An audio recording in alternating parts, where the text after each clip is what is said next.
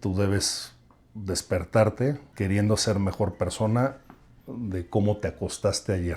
Empezaron a ocurrir cosas importantes, cosas buenas. Seguir conociendo y seguir conociendo y seguir conociendo. Y no conformarme con lo que ya tengo, ¿no? O con lo que ya sé.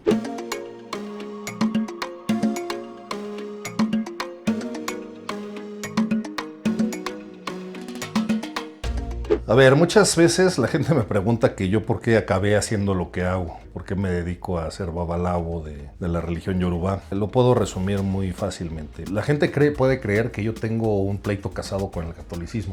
De verdad no traigo pleito casado. O sea, yo no estoy peleado con nadie. De verdad tengo un gran amigo, un gran amigo, que tiene un rango, un puesto importante dentro de la iglesia. Mi punto no es el estar peleado con una religión u otra. Sencillamente es como tratar de abrir los ojos, querer ayudar a la gente a abrir los ojos a algo que yo hice en su momento, y fue, bueno, pues darme cuenta que el practicar el catolicismo no me estaba llevando a mí a nada, ¿no? No estaba yo encontrando la verdad de la vida, ¿no? Que creo que es un tema que es una tarea muy personal, es una tarea muy íntima que todas las personas debemos en algún momento buscar. ¿Cuántas personas no se vuelven viejas? ¿Cuántas personas no se mueren y nunca encontraron esta parte? Y estoy seguro que no la encontraron porque tuvieron miedo de cuestionarla, tuvieron miedo de poder encontrar la lógica a las cosas, por ejemplo.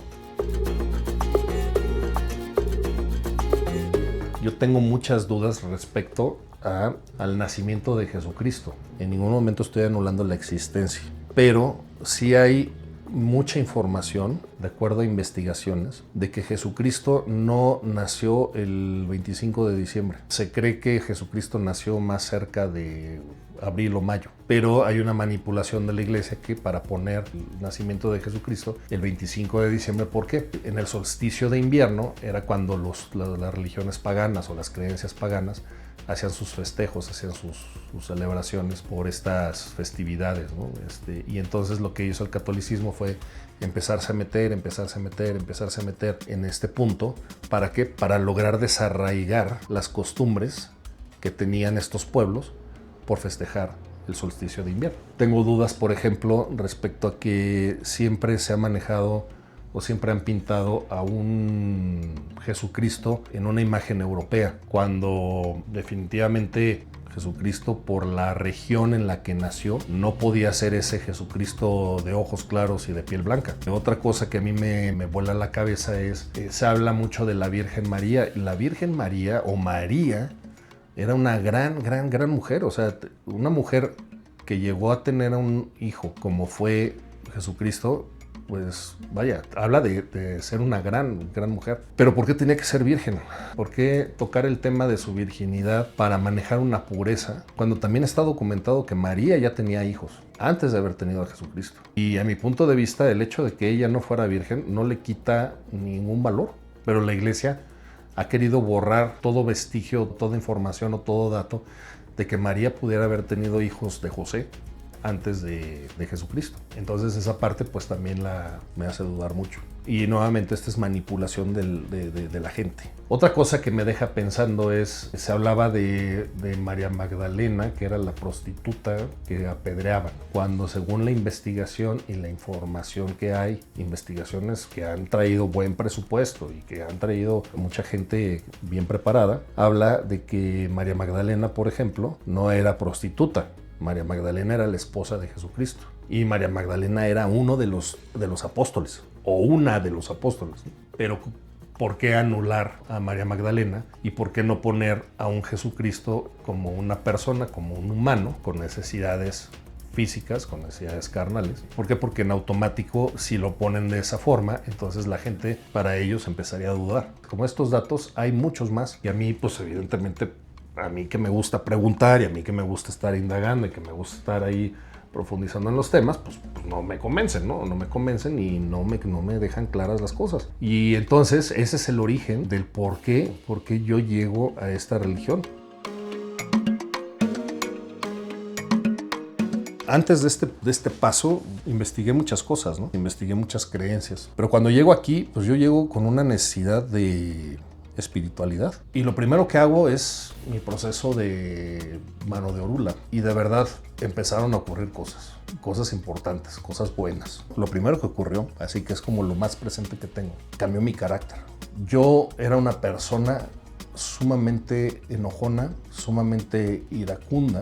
Tenía muchos momentos muy buenos, vaya. Pero cuando yo me enojaba, llegaba a poder ser mala persona. Podía llegar a calcular perfectamente bien a la otra persona y en el momento del enojo tomar los elementos que más le pudieran doler a esa persona y aventar la flecha envenenada ahí. Cosas que a mí definitivamente pues no me hacen sentir orgulloso, porque no me hacen sentir orgulloso. Ya al día de hoy tampoco es que me martirizo porque llegué a ser de esa forma, pero ese fue el primer cambio que se estableció en mí. Para mí fue muy importante. ¿Por qué? Porque ese cambio me permitió poder relacionarme de manera adecuada con mi círculo más cercano. Y cuando se da esto, justamente cuando más problemas económicos tenía yo. O sea, aquí la lógica diría, estás atorado, estás teniendo 20 broncas, pues deberías tener un peor humor. Y en mi caso fue al revés. Había muchas broncas y mi carácter no era malo, era bastante bueno. Y como ese tipo de manifestaciones empezaron a haber muchas en mi vida.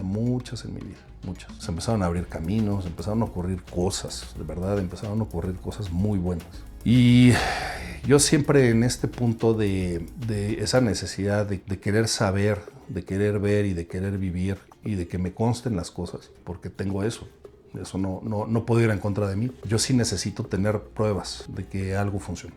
Empecé a ver que esto que se llama regla de Osha e Ifá, que le llamamos la religión Yoruba, empezó a hacer cambios importantes en mí. Y bueno, pues de ahí yo pasé con el tema del santo, pasé a Ifá, o sea, hice una serie de cosas que se presentaron en los momentos que se tenían que presentar. Nunca nada fue forzado, todo ocurrió en el momento preciso, en el momento que tenía que ocurrir, pues al punto que yo vi todos estos cambios para bien, para positivo, que mi alma se nutría, que empezaba a encontrar razones que sí me llenaban, que sí llenaban mi mente. Pues esa fue la razón por la cual yo me dediqué a esta parte de ser babalao, ¿no? De ser religioso.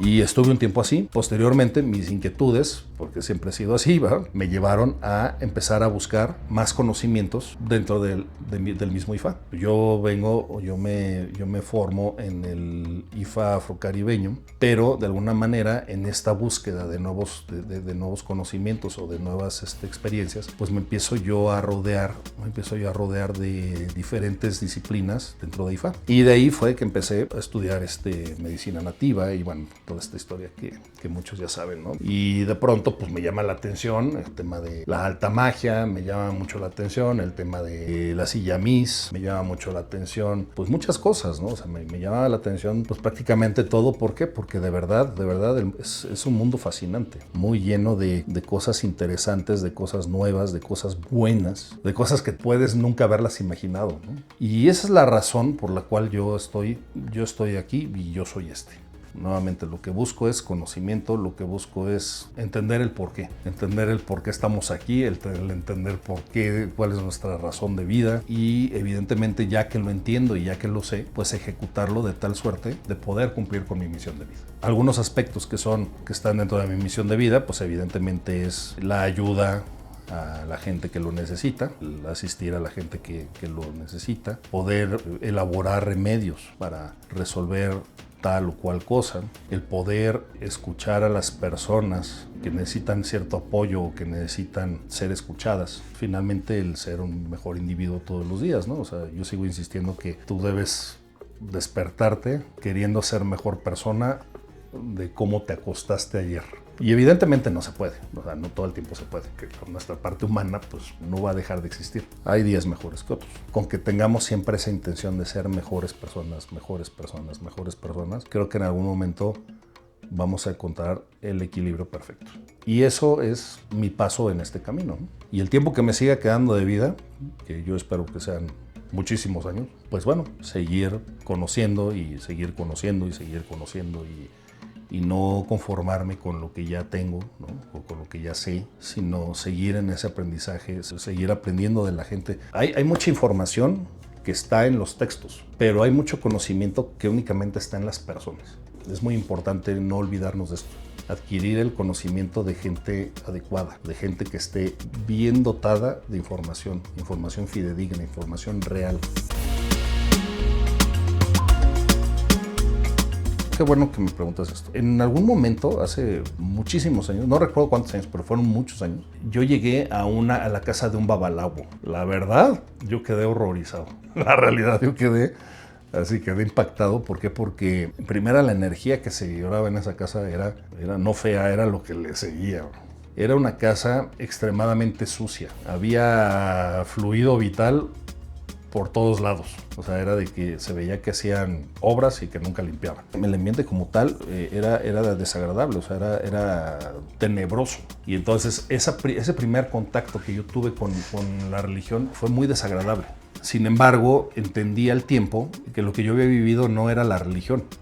Había vivido lo que ocurría en la casa de una persona que se ostenta. La verdad, no tengo tampoco seguridad de que esa persona tenga las consagraciones, ¿no?, adecuadas. Por lo que yo vi, por la imagen que yo vi en su casa, no tengo la seguridad, pero nuevamente sin juicio a la persona. Pero el tema es que lo que yo vi fue un escenario desagradable de lo que proyectaba la religión. Pero cuando tú empiezas a conocer el escenario real, empiezas a conocer de los orishas, empiezas a conocer el porqué de las cosas, empiezas a conocer el porqué de los sacrificios, ¿no? Los sacrificios, acuérdense que son diversos.